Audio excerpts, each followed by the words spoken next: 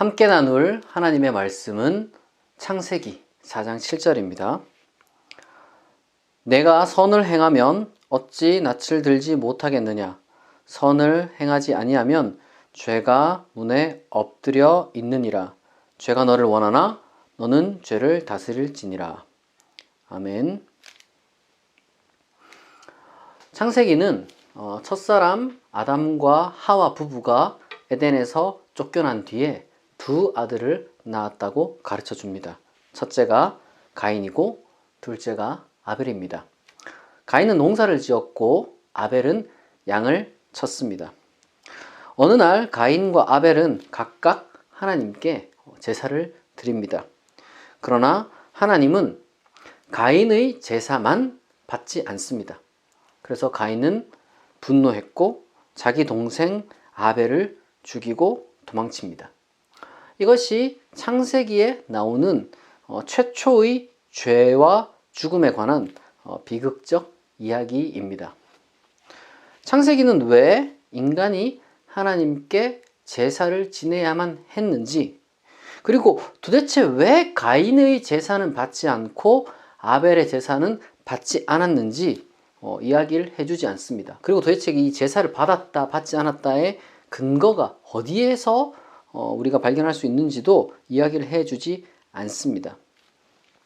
그러나 우리가 여기서 기억해야 될 것은 아무리 저 먼 고대의 사람이라고 할지라도 마치 무슨 요리 대결 하듯이 제한 시간 이내에 누구는 곡물로 뭔가를 만들고 누구는 양고기로 뭔가를 만들어냈고, 그리고 사람의 모습을 한 신적인 존재가 내려와서 그 맛을 보고 아벨의 것은 맛있다고 하고 가인의 것은 뱉어버리는 그러한 일이 있었다고는 생각하지 않았을 거예요. 이것은 아마도 농사를 짓는 부족과 그리고 양을 치는 부족, 두 개의 서로 다른 부족들의 다툼 가운데서 양치는 부족 내지는 양치기들 사이에서 처음엔 떠돌았던 그런 이야기로부터 이게 전해져 내려왔을 겁니다.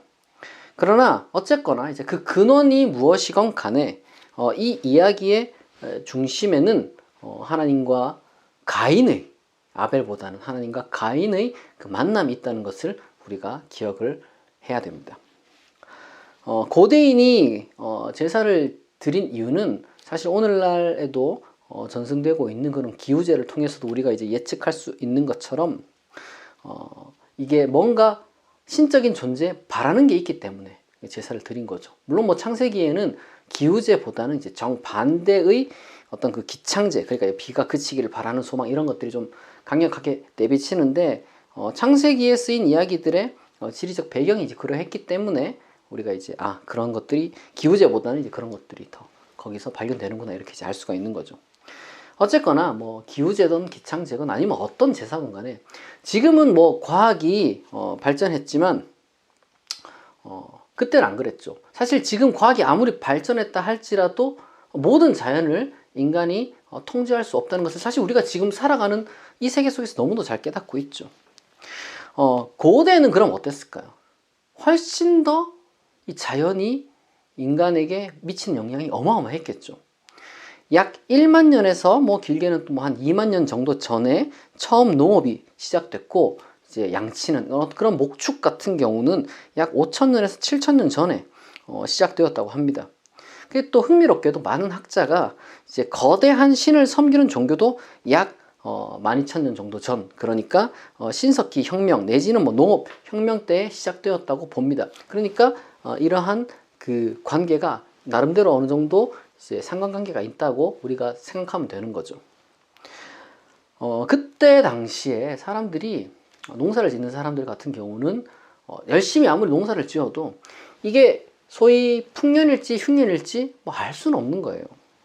양치는 사람이라고 다를 건 없었습니다. 양을 열심히 쳐도 이게 갑자기 언제 야생동물이 와가지고 다 잡아 먹어버릴지, 아니면은 알지도 못하는 소위 전염병 같은 게 돌아서 다 떼죽음을 당할지 할 수가 없었어요. 그렇기 때문에 그들은 이 자연을 넘어서는 초자연적인 신적인 존재에게 이제 농사나 아니면 양떼의 보호를 위해서 기도를 드릴 수밖에 없었을 겁니다.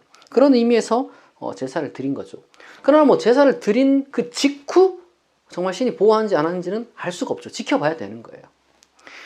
시간이 지나야지 이게 농사가 잘 됐는지 아니면 뭐 양이 건강하게 새끼를 많이 낳았는지 그걸 알 수 있는 거죠. 그러니까 창세기의 이야기를 처음 들었던 이제 고대인들은 이 가인과 아벨의 이제 제사 이야기를 듣고 나서 이렇게 생각했을 거예요. 아, 가인의 농사는 망했구나.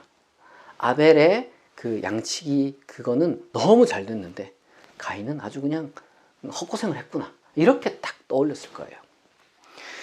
가인의 이 노력이 물거품이 된 것에 가인은 당연히 분노를 했겠죠.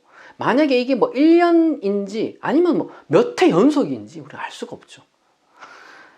게다가 아벨은 계속해서 성공을 했는 모양입니다. 그러니까 질투가 나는 거예요. 질투가. 이제 창세기는 또 이제 들려주지 않는 게 참 많습니다. 이 가인과 아벨 이야기 속에서 무슨 내용이었는지는 이야기를 전혀 들려주지 않지만 가인과 아벨이 어느 정도 뭔가 대화를 했던 것 같아요. 뭐 말다툼을 했던 것 같은데 어쨌거나 이제 그리고 나서 가인의 분노가 폭발했습니다. 그런데 사실 우리 인생이 되게 비슷할 수도 있어요. 비슷할 수도 있어요. 무슨 말이냐면 똑같이 신앙생활하고 똑같이 예배 드리고 똑같이 뭐 하라는 거 다 했어요. 막 성경도 읽고 막 전도도 열심히 하고 뭐 봉사도 하고 하여튼 다 했어요. 똑같이 다 했는데 누구는 좋은 대학에 가고 누구는 좋은 직장에 취직하고 뭐 누구는 뭐 스타트업을 했는데 또 뭐 성공도 하고 누구는 막 멋진 애인이 있고 뭐 결혼도 잘하고 그리고 또 뭐 요즘 다 그 주식, 부동산, 코인 뭐 이런 거 한다면서요. 그런 것도 막 오르고 누구는 또 인기도 많고 막 그래요. 근데 똑같이 신앙생활 했는데 나는 뭐 대학이 떨어지고 취업도 안 되고 뭐 하는 일마다 실패하고 투자한 것도 다 실패하고 인기도 없고 얼마나 여러분 화가 납니까? 근데 혹시나 해서 또 물어봐서 찾아가서 도대체 넌 나랑 똑같이 신앙생활 했는데 넌 도대체 비결이 뭐냐 이렇게 물어봐요. 근데 뭐 예를 들어서 내가 그걸 어떻게 아냐 뭐 이렇게 대답을 했다거나 아니면 뭐 너랑 나랑 같냐 뭐 이런 식으로 이제 대답을 뭐 했다고 해봐요. 사실 그렇게 하지 않아도 정말 진지하게 뭐 모른다고 얘기를 한다 한들 착하게 대답을 해줘도 기분 나쁠 거예요. 왜? 그냥 지금 질투심에 눈이 멀어 있으니까 이 사람이 나에게 어떤 말을 해도 하여튼 삐딱하게 들리겠죠. 그러니까 이제 형제고 뭐고 나름대로 그래도 또 아니 가인 같은 경우는 어쨌든 제사를 드릴 정도로 믿음이 있었던 사람 아닙니까? 그러니까 그렇게 신앙이 있었는데도 불구하고 화가 난 거죠. 질투심에 확 사로잡혀가지고 어떻게 보면은 충분히 뭐 그럴 수도 있겠다 이런 생각도 좀 들죠. 그러나 결국에는 대다수 사람이 하지 않는 대다수가 이제 화가 나도 넘지 않는 섬을 이제 가인은 넘었습니다. 가인은 아벨을 살해합니다. 뭐 무엇으로 어떻게 죽였는지는 그것도 나오지가 않아요. 지금 제가 말씀드린 것처럼 사실 창세기의 가인과 아벨 이야기에는 생략된 부분이 되게 많습니다. 굉장히 많은 것이 생략되어 있죠. 그래서 어떻게 보면은 좀 이게 좀 불친절하게 느껴질 수도 있는데 오히려 우리가 그 이유와 그 의도를 알면은 굉장히 좋은 이 이야기로 편집이 잘 됐음을 우리가 알 수가 있습니다. 그러니까 생략된 가인과 아벨의 그 내용들, 그러니까 어떻게 싸웠을까? 뭐 어떻게 죽였을까? 무슨 대화를 했을까? 뭐 어떻게 도대체 제사를 받고 안 받고를 알았을까? 뭐 이런 식으로 우리가 뭐 추론을 해볼 수 있지만 그런 것들을 싹 다 생략해놨어요. 왜냐하면 그런 것들에 관심 갖지 말라는 거예요. 중요한 건 그게 아니라는 겁니다. 이러한 생략들은 사실 이야기의 요점을 빗나가지 말라는 아주 편집자의 굉장히 친절한 배려라고 생각하면 돼요. 원래 이야기는 이거보다 훨씬 더 조금 더 이제 뭐 길었을 거고 그리고 이런저런 이야기들이 많이 있었을 건데 툭툭 잘리게 느껴지잖아요. 근데 편집자가 싹 잘라냈어요. 그리고 아마 이제 어떤 그 하나님의 신앙으로 맞는 이야기로 잘 각색을 했을 겁니다. 그 이유는 지금 우리가 집중해야 하는 것이 무엇이냐? 가인이 만난 하나님. 그것을 지금 봐야 되는 거예요. 이 모든 일이 끝난 후에 하나님이 가인에게 나타납니다. 그리고 가인에게 이렇게 말씀을 하시는 거예요. 네가 분하여 함은 어찌 됨이며 안색이 변함은 어찌 됨이냐. 네가 선을 행하면 어찌 낯을 들지 못하겠느냐. 선을 행하지 아니하면 죄가 문에 엎드려 있느니라. 죄가 너를 원하나 너는 죄를 다스릴지니라. 무슨 죄가 이제 문 앞에 엎드려 가지고 나를 이렇게 노리고 있다. 이건 비유죠, 당연히 이제. 이거는 뭐 다 아는 얘기지만 지금 자기 자신을 통제하지 못한다면 너는 죄를 짓게 될 것이다. 이런 의미죠. 너무 당연한 말입니다. 실제로 또 히브리어 원문을 보면 이제 너는 죄를 다스릴지니라라고 하지 않고 너는 그것을 다스릴지니라라고 하는데 사실상 이거는 자기 자신을 다스리라는 얘기랑 거의 뭐 동등하다고 보면 됩니다. 이게 이 이야기의 핵심이에요. 우리가 집중해야 될 게 바로 여기에 있다는 거죠. 그리고 이 말은 본래 가인이 사실 죄를 짓기 전에 주어져야 하는 말이 맞아요. 가인 이야기는 그러니까 두 가지를 동시에 보여주는 거죠. 만약 가인과 같은 상황에 있는 우리가 화를 참지 못하면 이르게 될 최악의 상황이 바로 가인이 저지른 일이라는 그걸 보여주는 것이죠. 분노의 근원을 살피고 스스로를 통제하지 않게 되면 돌이킬 수 없는 죄를 짓게 된다. 지금 그것이 가인과 같은 어떤 마음을 가진 우리들에게 주신 하나님의 말씀입니다. 그러니까 그렇게 되기 전에 지금 이 말을 들으라는 거예요. 너를 다스리라. 분노를 다스리라. 그렇다면 구체적으로 우리가 어떻게 해야 우리의 분노를 다스릴 수 있을까요? 두 가지를 기억해야 됩니다. 첫째로 가인이 화를 낸 이유는 이 세계와 그리고 하나님에 대해서 오해했기 때문이에요. 비록 가인 이야기를 만들고 전승한 사람이 단순한 문장을 사용하긴 했지만 이미 앞서 얘기한 대로 실제로 하나님이 제사를 받았다, 받지 않았다 이런 무슨 객관적인 지표가 나와 있는 건 아닙니다.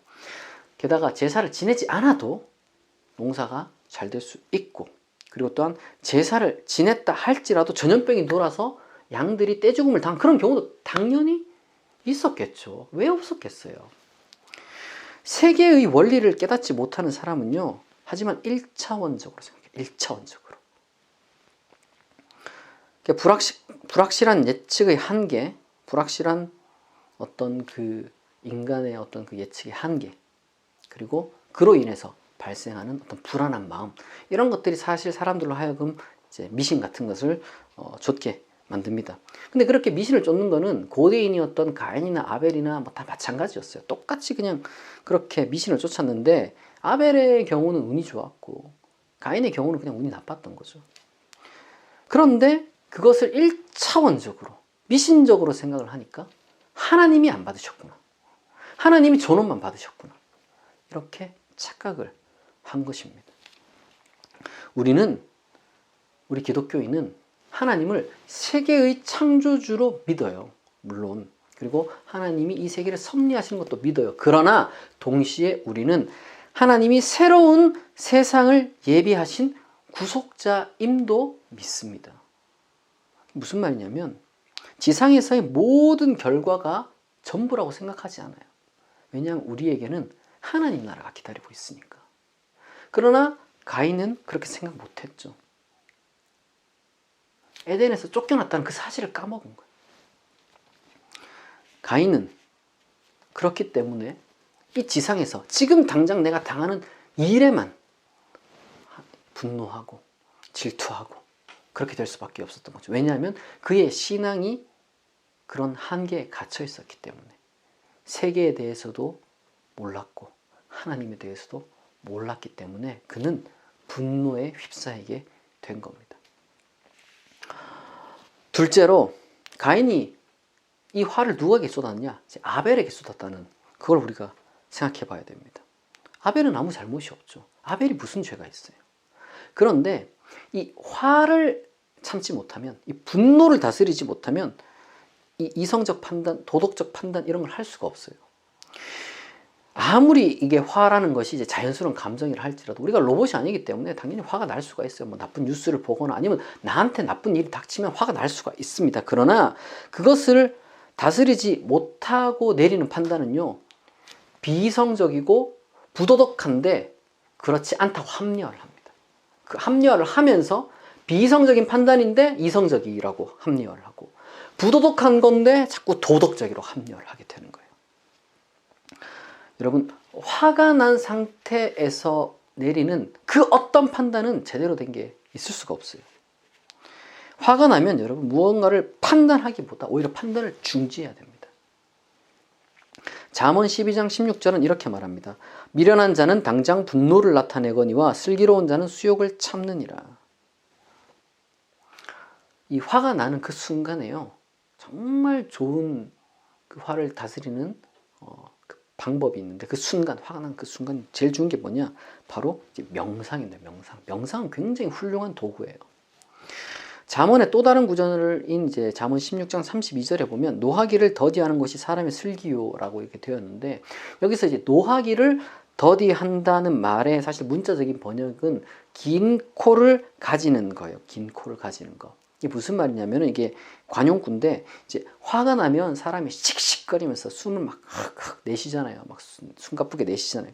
근데 이제 그렇게 하지 말고 이제 긴 코를 가졌다면 숨을 천천히 내쉬는 거예요.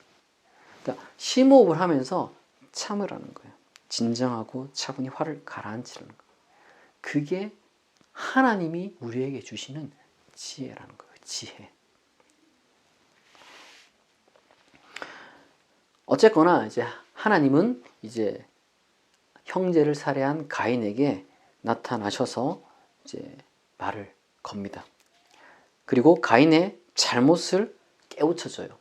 처음에 물론 이제 가인이 굉장히 뻔뻔한 태도를 보였지만, 하나님은 가인이 저지른 일이 얼마나 심각한 것인지, 그러니까 형제 이 아벨을 살해한 것이 얼마나 무서운 일인지, 그리고 그에 따르는 대가가 얼마나 무거운 것인지, 그 심각성과 그 벌의 무게를 들려주자 그제서야 이제 가인이 정신을 차린 거야. 아이고, 내가 큰일 났구나.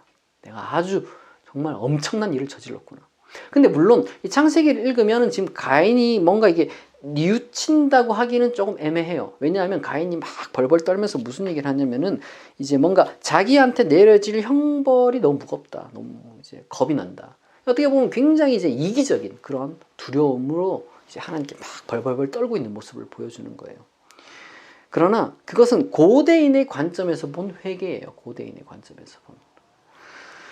우리는 가인이나 고대인처럼 그렇게 어떤 그 단순한 형벌에 대한 이기적인 두려움 때문이 아니라 오히려 죄에 대한 어떤 그 두려움으로, 죄의 심각성에 대한 두려움으로 회개를 하면 됩니다. 중요한 것은 하나님이 그 어떤 그 죄의 그리고 벌의 무게를 깨우쳐 주시는 순간에 우리는 회개를 해야 한다라는 것이 중요한 거예요. 하나님을 만난다는 것은 죄의 무게, 죄의 심각성을 깨닫는 순간입니다. 그리고 또한 거기서 근데 멈추지 않아요. 창세기는 가인에게 나타난 하나님을 통해 그러한 최악의 상황에 이르지 않는 길을 우리에게 가르쳐 줄 뿐만 아니라, 심지어 하나님은 우리가 그런 최악의 상황에 이르렀다 할지라도 진정으로 죄의 무게를 느낀 사람은 하나님은 버리지 않는 분이라는 걸 가르쳐줘요. 하나님은 안 버려요. 하나님은 죄인을 용서하시는 분입니다. 여러분, 혹시나 이 세상 돌아가는 일, 그리고 하나님에 대한 어떤 신앙, 이 둘을 오해해서 이제 잘못된 어떤 신앙으로 인해서, 그로 인해서 잘못된 분노의 감정에 혹시 내가 휩싸인 것은 아닌지 여러분 되돌아보는 그런 시간이었기를 바랍니다. 그리고 여러분, 분노를 다스리시길 바라요. 분노를 다스리기 위해서는 이 올바른 삶을 살도록 꾸준히 이제 배워야 나가고, 꾸준히 또한 성찰을 해야 합니다. 그것은 어떤 세속적인 지식과 그리고 어떤 신앙적인 그 차원, 이 모든 걸 다 포괄하는 거예요. 화가 나는 일이 또한 생긴다 할지라도 그 순간 여러분 기도하고 명상하면서 여러 가지 많은 어떤 그런 화를 다스리는 기술들이 있습니다. 여러분들 그 훈련이 필요한 거예요. 이거는 뭐 머리로 하는 게 아니라 훈련이 필요한 겁니다. 그것을 통해서 여러분 스스로 마음을 잘 다스릴 수 있기를 바랍니다. 최악의 길에 혹시나 내가 들어선 그런 사람이 있다. 그런 사람도 여러분 두려워하지 마세요. 혹시나 여러분 중에 분노로 인해서 무언가를 크게 내가 망쳤다. 여러분 하나님께 기도하세요. 두려워하지 말고. 내가 그때 왜 그랬을까? 내가 그때 화를 한 번만 참았더라면 내가 정말 인생이 달라졌을 텐데 라고 지금 후회하면서 아무것도 하지 않고 두려워하고 있는 사람이 있다면 여러분 두려워하지 말고 하나님께 나아가시길 바랍니다. 여러분이 저지른 죄와 잘못의 무게를 깨닫고 진심으로 뉘우친다면 하나님은 그 사람을 버리지 않을 것입니다. 그리고 그러한 참된 뉘우침에 대하여 가인에게 길을 열어주셨던 것처럼 여러분들에게도 하나님이 길을 열어주실 겁니다. 마지막으로 지금까지 잠시 제쳐주었던 아벨 이야기를 안 할 수가 없어요. 이 이야기의 희생자인 아벨, 참으로 슬픈 운명인데요. 우리가 기억해야 될 것은 이 아벨의 운명이 하나님의 손에 맡겨져 있다는 겁니다. 하나님은요, 아벨의 죽음을 잊어버렸거나 무시하지 않아요. 그 땅의 호소를 하나님은 외면하지 않습니다. 우리가 그걸 기억해야 돼요. 제가요, 그 20대 후반에 조금 늦게 이제 군대를 일반 사병으로 갔습니다. 그것도. 일반 사병으로 가서, 근데 그게 참 좋은 경험이 되었던 게, 그러니까 20살, 21살, 많아봐야 뭐 20, 뭐 서너, 이렇게 되는 이제 그런 친구들과 이렇게 군생활을 같이 했죠. 굉장히 좀 그 20대 청년들의 마음을 그때 많이 들었는데, 근데 이제 그 동기들이 다 이제 20살, 21살 뭐 이렇게 된단 말이에요. 그러니까 그 친구들이랑 같이 이제 군생활을 하는데, 그 중에 한 친구의 이제 아버지가 돌아가셨습니다. 군생활 하는 도중에 아버지가 돌아가신 거예요. 그러니까 긴급하게 장례를 치르고 이제 돌아왔어요. 이제 휴가도 붙여서 쓰고 이제 긴급하게 이렇게 장례에 이제 하면 이제 휴가를 준단 말이에요. 그거랑 또 이것저것 이제 붙여가지고 나갔다 왔어요. 근데 그 휴가가 뭐 충분하겠어요. 고작 뭐 10며칠 정도인데 얼마나 괴롭겠어요. 굉장히 이제 힘들었을 텐데, 제가 뭐 이렇게 사병으로 군생활 하다가 이제 아버지를 돌아가신 그런 경험을 한 친구들만 제가 2명을 알아요. 이제 근데 이제 그중 한 친구가 이제 제가 그때 이제 신학교 졸업하고 이제 군대를 오고 이제 늘 이제 뭐 교회 이야기하고 이제 하나님 이야기하고 성경 읽고 이러니까, 기도하고 이러니까 이제 저한테 이제 어느 날 휴가를 끝내고 와서 저한테 물어요. 그 친구는 교회를 안 다니는 친구인데 저랑 이제 교회 얘기를 근데 많이 했어요. 그 친구가 나한테 묻습니다. 그때 이제 형이라고 불렀어요. 그냥 형, 우리 집안은 기독교를 안 믿어. 우리 아버지도 예수를 안 믿고 돌아가셨는데, 그럼 우리 아버지 지옥 가는 거냐? 그럼 형, 내가 기독교 믿어서 뭐하냐? 이렇게 굉장히 진지하게 사실은 이렇게 밤에 찾아와서 물어보더라고요. 그래서 제가 그렇게 답을 했어요. 누구야? 하나님 그렇게 잔인한 분 아니다.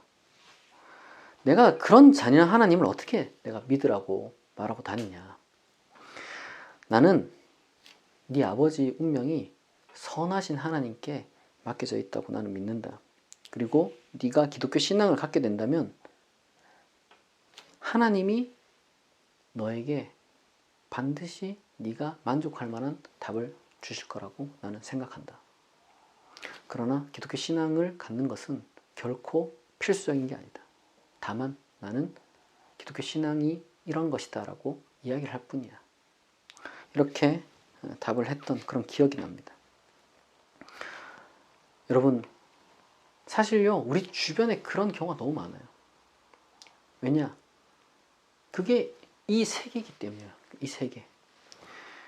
이 세계 속에서 완전한 정의, 완전한 사랑 찾을 수 없어요. 이 세계가 불완전하다는 것을 우리가 인정을 해야 됩니다. 그러나 저는 그렇게 생각합니다. 완전한 정의와 사랑을 구하는 자에게 하나님은 나타나실 것이다. 그리고 하나님이 계시면은 이 세계를 믿는 게 아니에요. 하나님을 믿는 거지. 하나님은 언젠가 완전한 정의와 완전한 사랑을 이루실 것이다. 그것이 하나님 나라에 대한 믿음입니다. 하나님에 대한 또한 믿음이 되는 것이죠. 여러분, 가인이 만난 하나님은 죄의 무게를 깨우쳐 주시는 하나님입니다. 그리고 동시에 하나님은 아벨을 잊지 않으시는 분입니다. 우리가 그걸 기억해야 돼요. 하나님은 누구도 버리지 않습니다. 참된 정의와 사랑을 구하는 자에게, 가인과 아벨에게, 그리고 여러분에게 하나님이 나타나실 것입니다.